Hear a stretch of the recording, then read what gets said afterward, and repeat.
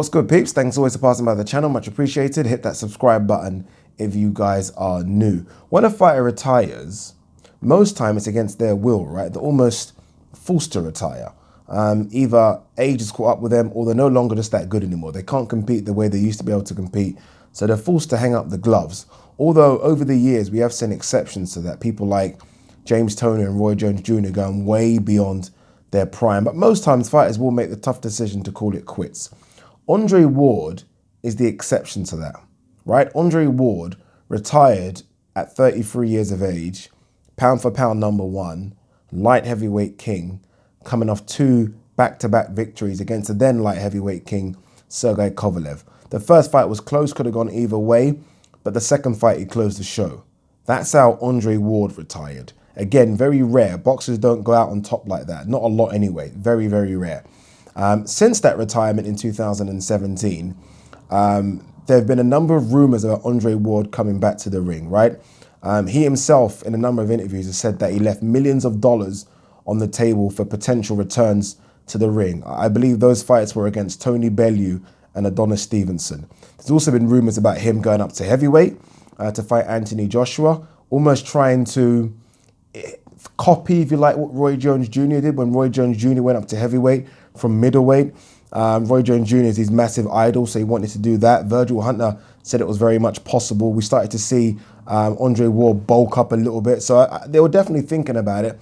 And there was also a rumoured fight against Alexander Usyk after Usyk beat Tony Bellew.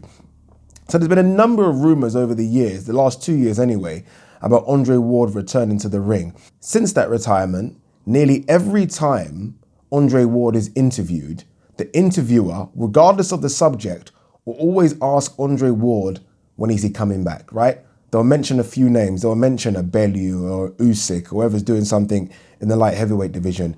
And Andre Ward will always say, you know what, I'm done. I left millions on the table. I'm happy about what I'm doing. Obviously, he does a very good job now for ESPN. I think he trains and manages a few fighters part-time. Shakur Stevenson, I think he manages. So he's happy about what he does. But every single time he's asked a question about when are you coming back? And as much as I believe his response, which is no, I'm happy about what I'm doing, there's always that little glint in his eye. There's always that little glint in his eye, which makes me think that, yes, he's fully out, but that he could be drawn back in. Canelo fights Sergey Kovalev November 2nd. Tough fight, by the way. Not as easy as a fight as people think it would be. I do favour Canelo for a few reasons. I think the main reason I favour Canelo is because I don't think Sergey Kovalev's had enough time to rest, right? Obviously, this fight is going down November 2nd. I would still favour Canelo if the fight was happening December 2nd or January 2nd, but it wouldn't be as big as I favour him now, right? Right now, we've got Kovalev literally doing fight camp, fight camp, fight, back to back. And I think that's too much. So look, I do favour Canelo, but I do think the fight will be a lot closer than people give it credit for. So anyway, we've got Canelo fighting Kovalev at 175 pounds. We're hearing there's no catch weight. He will go to 175 pounds. I don't think Canelo is going to go to 175 and then come back down to 160. I don't think so. I don't even think he looks at 160 and sees anything attractive there anymore, right? He's done the GGG thing. I don't think he wants to fight Andrade or Charlo. And I don't think the zone want him to fight Derevchenko, right? Even if Derevchenko gets past Golovkin, it's just not an attractive fight that will do what the zone wants, which is get sign-ups. 168, all the fights are really on PBC with Al Heyman, right? I mean, Canelo's got the kind of star power and money to drag a few of those guys over. But again, I don't see no attractive proposition. The only one that springs to mind right now is Billy Joe Saunders. What about Andre Ward? Again, I'm just dreaming here. What about Andre Ward at 175 pounds? Super fight or not? Of course it's a fucking super fight. I mean, that's a silly question. It's a rhetorical question. Andre Ward was interviewed the other day. I think it was Fight Hype or Fight Hub. And he was asked this question as well. What if Canelo beats Kovalev? Will you fight Canelo? And he was like, look, I left millions of dollars on the table. He keeps on saying this. This is more than millions of dollars. Don't get me wrong, I'm not trying to say it's billions, but a Canelo fight with Andre Ward is more money than any offer he's got since he retired, more than Joshua. more than Bellew, more than Usyk, obviously more than Adonis Stevenson. He said, or someone asked him, what if Canelo beats Kovalev and then calls you out? He said, I can't lie, I started laughing. He said, Canelo won't call me out. I'm not Kovalev. That was almost a shot at Canelo, like, I dare you call me out. Canelo will probably call him out. Canelo might not call him out. Oscar might. Oscar might. The zone need big fights, people, right? If Canelo wants to stay at 175 pounds, he doesn't want to fight Bertibiev, Godzik winner. Doesn't want that. He doesn't want to fight Bivol. Bivol's not an attractive proposition. He doesn't want to fight Callum Smith. These are not attractive propositions. These are not fights that get the people excited. These are not fights that get silence for the zone.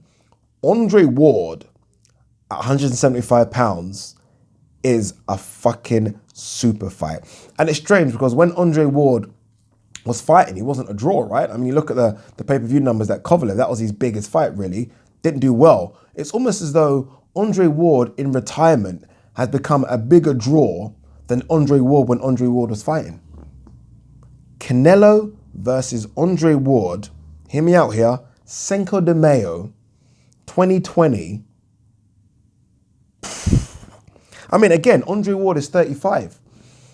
He's not an old 35 either. I mean, Andre Ward, I think, since his first big fight against Mikhail Kessler to when he retired after Kovalev, I think he had something like 13 fights, something like 13 or 14 fights in a span of 8 years. All right, let's not forget as well, in between that, off because of injuries, in between that, off because of legal issues. His body's not been through that much. I mean, look, we're not talking about a guy that's had a lot of tough fights. He looks after himself as well. He's a very young 35. Obviously, he's had shoulder surgery. Hopefully, that's now fully healed. I think it is. It's something he's been able to manage since he was a young kid. Is that a super fight? For me, again, rhetorical question, it's definitely a super fight. Andre Ward versus Canelo. Even if it was a catch weight of 170, I'd accept it. But it won't be. It'll be 175 pounds. I mean, who else is there for Canelo to fight? What other fight really excites you? I mean, don't get me wrong, I'm excited by the likes of Charlo and Demetrius Andrade, but again, the zone don't want those fights. They don't want those fights. They will want Ward Canelo. Allow me to dream, people. Allow me to dream. Peace.